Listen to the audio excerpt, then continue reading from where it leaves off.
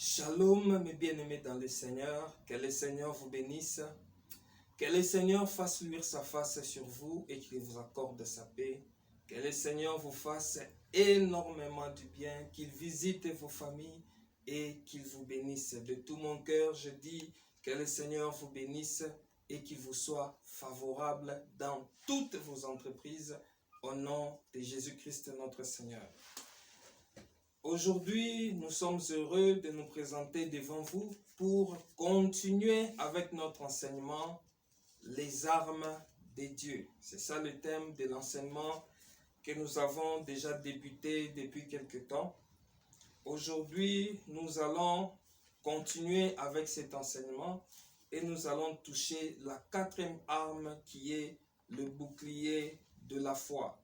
Sans plus tarder, nous allons lire la parole. Nous sommes dans Éphésiens chapitre 6. Je vais prendre le verset 16. Je lis la parole au nom de Jésus-Christ. Prenez par-dessus tout cela le bouclier de la foi, avec lequel vous pourrez éteindre les traits enflammés du malin. Gloire au Seigneur. Ici, la Bible parle du bouclier de la foi avec lequel nous pourrons éteindre les traits enflammés du malin. Gloire au Seigneur. C'est quoi un bouclier? Le bouclier est une arme défensive que les guerriers utilisaient pour se protéger contre l'épée et les traits de l'ennemi. Gloire au Seigneur. Mais le bouclier comme arme de l'esprit nous parle de la foi qui vient de la parole de Dieu. Selon Romains chapitre 10, verset 17. Gloire au Seigneur Jésus-Christ. Mais ici la Bible nous dit aussi quelque chose de très important que nous devons lire attentivement. La Bible dit ceci. Prenez par-dessus tout cela les boucliers de la foi avec lesquels vous pourrez éteindre les traits enflammés de l'ennemi. Le bouclier nous protège contre les traits de l'ennemi, les traits enflammés de l'ennemi. Évidemment, avant de parler du feu qui enflamme les traits, nous devons d'abord comprendre c'est quoi les traits de l'ennemi. Les traits, ce sont des armes qui sont utilisées de deux manières. Les traits, il y a des traits qui sont utilisés avec l'arc. Vous voyez, comme la flèche par exemple, c'est un trait qui est utilisé toujours avec l'arc. On ne peut pas lancer une flèche sans arc. Il y a aussi les traits qu'on utilisait avec la main, que l'on lançait avec la main, comme par exemple le javelot ou la lance. Toutes ces choses, ce sont des armes de trait, comme on les appelle. Gloire au Seigneur. Mais les traits maintenant, du point de vue spirituel, que symbolise le trait? Qu'est-ce que cela veut dire? Pour comprendre les traits, nous allons prendre Habakkuk. Habakkuk, chapitre 3, je prends juste le verset 9. Habakkuk, chapitre 3, le verset 9. Je lis la parole au nom de Jésus. Ton arc est mis à nu, les malédictions sont les traits de ta parole. Gloire au Seigneur. Et ici, la Bible présente les traits comme les malédictions. Gloire au Seigneur. Les traits sont les malédictions. Dans Psaume 64, verset 4, la Bible parle des traits comme des paroles amères. C'est des malédictions tout simplement. Donc retenons que les traits sont des malédictions. Et la foi nous aide à nous protéger. C'est un bouclier qui nous aide à nous protéger contre ces traits de l'ennemi qui sont les malédictions. Mais comme nous l'avons dit un peu plus haut, que les traits sont lancés de deux manières. Il y a les traits qui sont lancés avec l'arc Et puis il y a les traits qui sont lancés avec la main. Quels sont les traits qui sont lancés avec l'arc? Nous allons commencer par là. Quels sont les traits lancés avec l'arc? Pour comprendre cela, nous allons d'abord définir l'arc. C'est quoi l'arc? Selon la pensée du Seigneur. Je m'en vais dans Jérémie chapitre 9, verset 3. 9, verset 3. Et nous allons comprendre la pensée du Seigneur. Jérémie 9, verset 3, la Bible dit ceci. Ils ont la langue tendue comme un arc et lancent le mensonge. Gloire au Seigneur. La Bible dit, ils ont la langue tendue comme un arc, c'est-à-dire la langue. La langue ici, c'est tout un arc. Et les mensonges qu'ils lancent, ce sont des traits. Gloire au Seigneur. Donc nous avons la langue comme arc. Et ici, dans ce texte, on présente les traits comme les mensonges qui sont lancés par l'arc qui est la langue. Et les mensonges, c'est quoi en fait? Les mensonges, c'est l'enseignement du diable. Un enseignement qui apporte la mort et la malédiction. Il a lancé ses traits pour la première fois dans les jardins d'Éden. Il a lancé ses traits sur notre sœur Ève. Parce que Ève d'abord avait un enseignement du Seigneur qu'il avait reçu d'Adam. L'enseignement disait que vous ne mangerez pas les fruits de l'arbre du milieu. Les jours où vous mangerez, vous mourrez. Mais quand le diable a lancé ses traits, c'est-à-dire les mensonges, il sait son enseignement qui est les mensonges. Il est venu dire à Ève que vous ne mourrez pas.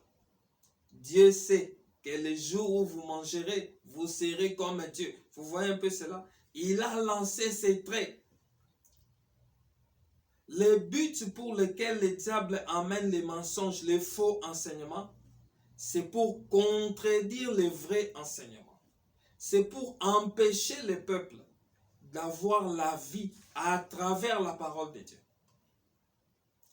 C'est pourquoi ces traits qui sont des mensonges sont en réalité des malédictions.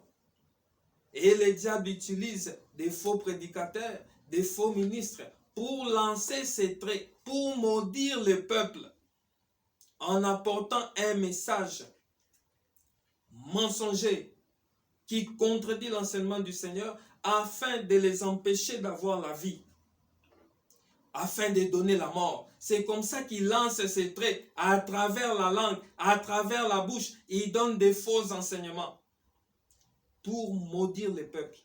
C'est pourquoi le peuple doit garder les vrais enseignements, la foi au véritable enseignement, comme bouclier pour résister à l'ennemi, pour empêcher que ces traits puissent nous toucher et apporter la malédiction au milieu de nous. Notre sœur Ève n'a pas utilisé son bouclier parce que quand le diable a amené l'enseignement, Ève n'a pas utilisé le véritable enseignement qu'elle avait reçu plus tôt. Elle n'a pas mis sa foi en cet enseignement-là pour le présenter comme bouclier afin de barrer la route au diable. Elle a laissé les traits de l'ennemi l'atteindre parce qu'elle n'a pas présenté la foi en la parole de Dieu qu'elle avait reçue comme un bouclier pour résister au diable. C'est très important de comprendre ces choses. Les traits sont des paroles amères, les malédictions que l'ennemi lance. Ça peut être à travers l'enseignement, à travers des paroles qui sortent comme ça, pour maudire les gens. C'est pourquoi vous verrez que Goliath, lorsqu'il s'est présenté devant David, avant de se mettre en mouvement pour le combat, il a d'abord lancé des traits spirituels qui sont des malédictions contre David. Nous pouvons lire cela dans 1 Samuel chapitre 17. 1 Samuel chapitre 17, verset 43. Le Philistin dit à David, « Suis-je un chien pour que tu viennes à moi avec des bâtons ?» Écoutez ceci. « Et après l'avoir maudit par ses dieux. Vous voyez, ici Goliath maudit David par ses dieux. Avant de se mettre en mouvement pour les combats, il a d'abord lancé des traits spirituels contre David. Il a maudit David par ses dieux qui l'accompagnaient.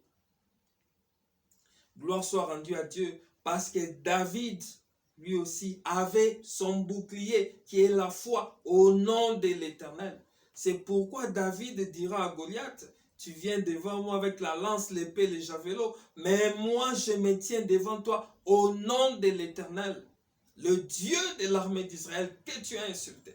Donc David avait foi au nom de l'Éternel, au nom de l'Éternel qui est l'enseignement. Il avait foi en ce nom-là. C'est pourquoi toutes les malédictions que Goliath proférait ne pouvaient pas l'atteindre parce qu'il était protégé par sa foi au nom de l'Éternel, qui était un bouclier pour David contre les traits lancés par Goliath. Gloire au Seigneur Jésus-Christ. Comme nous l'avons dit, il y a des traits lancés avec l'arc dont nous venons de parler. Et nous allons maintenant parler des traits lancés avec la main. La main, c'est quoi?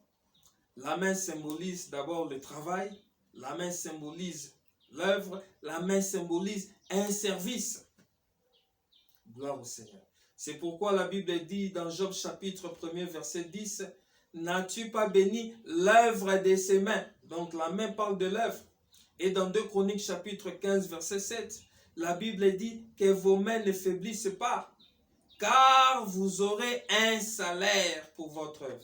C'est-à-dire que quand on voit les salaires, on voit un travail.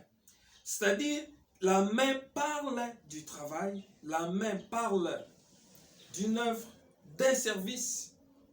Gloire au Seigneur. C'est pourquoi, lorsque Balak, roi des Moab, est venu chercher Balaam pour lui demander de maudire les peuples d'Israël afin de l'affaiblir pour qu'il ait la force de les vaincre. Qu'est-ce que Balaam a fait? Je suis dans Nombre chapitre 23. Lisons Nombre chapitre 23, verset 1er. Je lis la parole au nom de Jésus. Balaam dit à Balak, bâtis-moi ici 7 autels et prépare-moi ici 7 taureaux et 7 béliers. Balak fit ce que Balaam avait dit, et Balak et Balaam offrirent un taureau et un bélier sur chaque autel. Remarquez ce qui se passe ici. Balak veut que Balaam puisse maudire le peuple d'Israël. Balaam ne s'est pas présenté directement sur la montagne et il a commencé à maudire le peuple. Non, non, non, non, non, non. Il a demandé à ses combattants cet autel. Et il a commencé à présenter des sacrifices sur ces autels. Dans quel but? Le but simplement de maudire Israël, qui est le peuple de Dieu. Là, ce sont des traits lancés à la main. C'est un service. C'est tout un service qu'il a fait. Tout un sacerdoce. Un service que Balaam fait pour lancer des malédictions au peuple d'Israël. Amen. C'est pourquoi nous disons que l'ennemi font des cérémonies. Ils font des cérémonies. Ils font beaucoup de choses pour apporter la malédiction au milieu des peuples. C'est pourquoi vous voyez des marabouts, des fétichards. Ils tuent des poulets, ils enterrent des cercueils, ils prennent des poupées, ils lient, ils prennent des piqûres, ils font beaucoup de cérémonies, mais dans le seul but de maudire le peuple. Dans le seul but d'apporter la malédiction au milieu du peuple.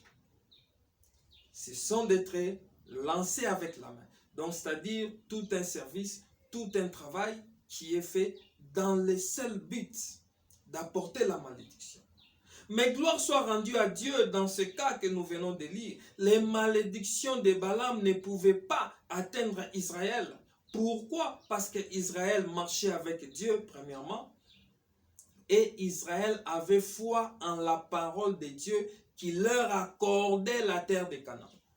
Ils marchaient avec cette promesse-là. Ils avaient foi en cette parole-là. Ils savaient que la terre de Canaan leur avait été accordée. Et ils ont gardé la foi en cette parole. Et ils allaient conquérir les terres pour accomplir la parole de Dieu qui leur avait été, que le Seigneur leur avait dite. C'est la foi en cette parole-là qui était tout un bouclier pour Israël, pour qu'il ne soit pas touché par les malédictions lancées par Balaam à travers les services et le travail qu'il faisait. Gloire au Seigneur. En dehors des sacrifices d'animaux, il y a aussi des sacrifices humains qui se font, toujours dans le but d'amener la malédiction au milieu du peuple. C'est pourquoi nous vous exhortons à garder la foi en la parole du Seigneur, à garder la foi en Dieu, car c'est cette foi-là qui est notre bouclier, qui empêche les traits de l'ennemi de nous atteindre. Gloire au Seigneur Jésus-Christ. Comme nous l'avons dit au commencement, l'Écriture dit, je m'en vais relire cette Écriture, Éphésiens chapitre 6, verset 16, la Bible dit, prenez par-dessus tout cela le bouclier de la foi avec lequel vous pourrez éteindre les traits enflammés du malin. On parle d'éteindre les traits enflammés du malin. Donc les traits que l'ennemi lance sont enflammés. Quel est ce feu qui enflamme ces traits-là? Nous allons lire une écriture. J'aimerais prendre une pensée dans cette écriture et nous allons évoluer. Je suis dans Psaume chapitre 57. Psaume 57. Je vais prendre le verset 5. Psaume 57, verset 5. Je lis la parole au nom du Seigneur. Mon âme est parmi des lions. Je suis couché au milieu des gens qui vomissent la flamme. Au milieu d'hommes qui ont pour dents la lance et les flèches. Je peux m'arrêter là. Ça, c'est David qui parle. Au moment où David parle, il fouillait Saoul, qui en voulait à sa vie, qui voulait le tuer. Alors David priait, invoquait l'Éternel pour que l'Éternel lui accorde la délivrance. David dit ceci, je suis couché au milieu des gens qui vomissent la flamme, qui vomissent la flamme. Gloire au Seigneur. C'est-à-dire, si quelqu'un vomit la flamme, c'est qu'il a le feu dans sa bouche. Très important. Il a le feu dans sa bouche. C'est pourquoi il vomit la flamme. Et il ajoute, il dit, au milieu d'hommes qui ont pour dents la lance et les flèches. Vous voyez, dans leur bouche, les dents, c'est la lance et la flèche. Or, la flèche, ce sont des traits lancés avec l'arc, et la lance, ce sont des traits lancés avec la main. Mais, comme nous l'avons dit, ils ont le feu dans la bouche. C'est-à-dire que avant même que les flèches ou les lances ne soient lancées, ils sont déjà enflammés, puisqu'ils sont dans le feu, dans la bouche où il y a le feu. Ils sont déjà enflammés. C'est pour dire que les traits de l'ennemi ne sont pas lancés puis enflammés après, mais ils sont déjà enflammés avant même d'être lancés. Vous allez mieux comprendre lorsque nous allons évoluer. Alors, le feu maintenant qui enflamme ces traits, qu'est-ce que c'est?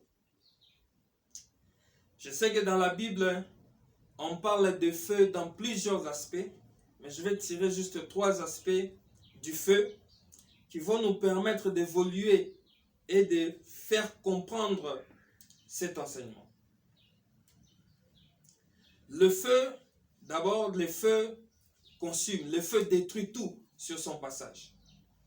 Le feu consume. Et nous l'avons vu avec Élie. Élie a invoqué l'Éternel pour qu'il fasse descendre le feu afin de consumer les hommes qui avaient été envoyés pour l'emmener. Et la Bible dit le feu descendu du ciel et le consuma. Donc le feu détruit, le feu consume. Nous retenons cet aspect de destruction. Deuxième aspect, le feu nous parle aussi de l'esprit. Au jour de la Pentecôte, la Bible dit le Saint-Esprit descendit sur les disciples sous forme de langues de feu sur leur tête. Vous voyez un peu cela? Donc le feu parle de l'esprit. Donc sur les disciples, c'est le Saint-Esprit qui est descendu. Mais sur les méchants, le feu parle de l'esprit de séduction, l'esprit d'envoûtement. C'est ça le feu. Et troisièmement, le feu parle de la condamnation. Parce que les méchants seront jetés dans les temps ardents de feu, comme le dit la Bible. Donc le feu parle aussi de la condamnation. Nous avons présenté le feu comme la destruction, comme un esprit et comme aussi la condamnation. Maintenant, face à toutes ces définitions, nous comprenons que lorsque les traits de l'ennemi sont enflammés, c'est-à-dire les traits comme malédiction, ces malédictions sont investies d'un pouvoir de destruction. C'est ça le feu. Ces malédictions sont accompagnées d'un esprit d'envoûtement, sont accompagnées de la condamnation. Quand ces malédictions t'atteignent, ça vient avec un esprit d'envoûtement. C'est pourquoi vous voyez des gens qui sont touchés par la malédiction. Tu peux t'asseoir à côté de lui, l'exhorter. Il peut même pleurer à cause des paroles que tu lui dis. Mais cela ne changera pas sa vie.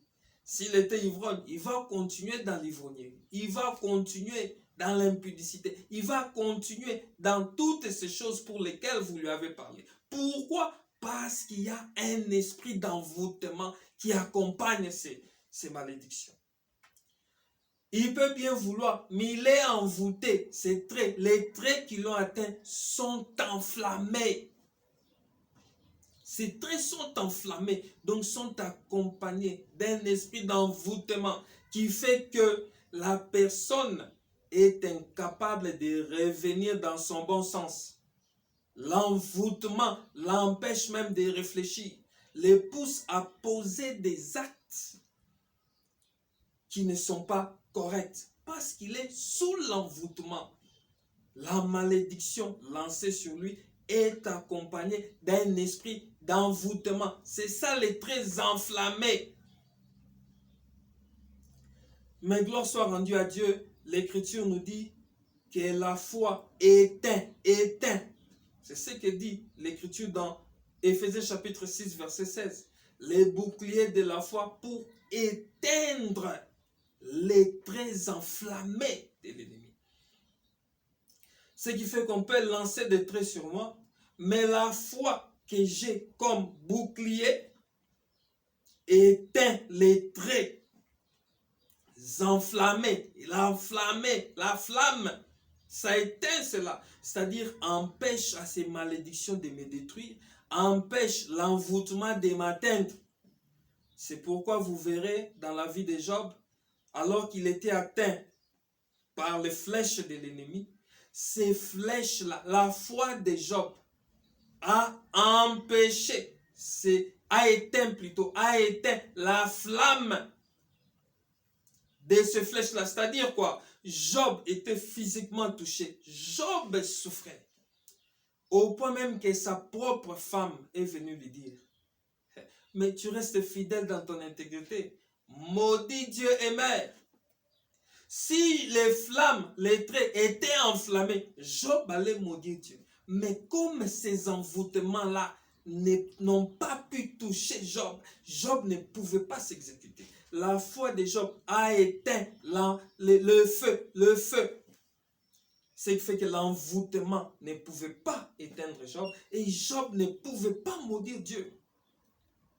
Parce que sa foi était un bouclier qui a empêché, qui a éteint les traits enflammés de l'ennemi.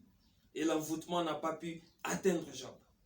C'est pourquoi nous disons que physiquement, dans la chair, nous pouvons être touchés. Mais notre âme ne peut jamais être touchée. Un enfant de Dieu est détruit lorsque le diable réussit à l'éloigner de Dieu. C'est quand un enfant de Dieu est touché, est détruit, est vaincu. C'est lorsque le diable réussit à l'éloigner de Dieu. Mon corps, ma chair peut être touchée. Ma chair peut être touchée. Mais mon âme ne sera jamais touchée, car ma foi me protège contre ces traits enflammés de l'ennemi. C'est pourquoi le Seigneur dit dans Matthieu chapitre 10, quelque part dans Matthieu chapitre 10, verset 25, où vous descendez, la Bible dit, ne craignez pas celui qui peut toucher le corps et puis ne peut rien faire à l'âme. Craignez plutôt celui qui peut toucher le corps et jeter l'âme dans la géhenne. Vous voyez un peu cela? Donc, notre âme est protégée, même si physiquement je suis touché. La santé me dérange, beaucoup de choses m'ont atteint, mais je sais que tant que je garderai ma foi, à tout moment, le Seigneur pourra me relever. Le Seigneur pourra me relever parce que la Bible dit, du fumier, il relève les pauvres. De la poussière, il relève l'indigent pour le faire asseoir avec les grands. Même si les choses ne marchent pas, garde la foi. Ne laisse pas l'ennemi renverser ta foi. Parce que la victoire de l'ennemi envers nous, c'est lorsqu'il t'amène à faire tomber ton bouclier, à renoncer à la foi envers le Seigneur. C'est alors que tu peux être vaincu. Mais tant que nous gardons la foi envers le Seigneur, cette foi comme un bouclier va éteindre les traits enflammés de l'ennemi. Même si physiquement je suis touché, je ne serai pas détruit. Je ne serai jamais sous l'envoûtement parce que la foi éteint les traits enflammés de l'ennemi. L'envoûtement n'a aucun effet. L'esprit de séduction n'a aucun effet sur moi parce que ça heurte le bouclier qui éteint le feu, qui enflamme ces traits de l'ennemi. Vraiment, que le Seigneur vous bénisse, que le Seigneur vous accorde sa paix. Je vous bénis au nom de Jésus-Christ. Partagez la vidéo. Ciao, abonnez-vous. Merci.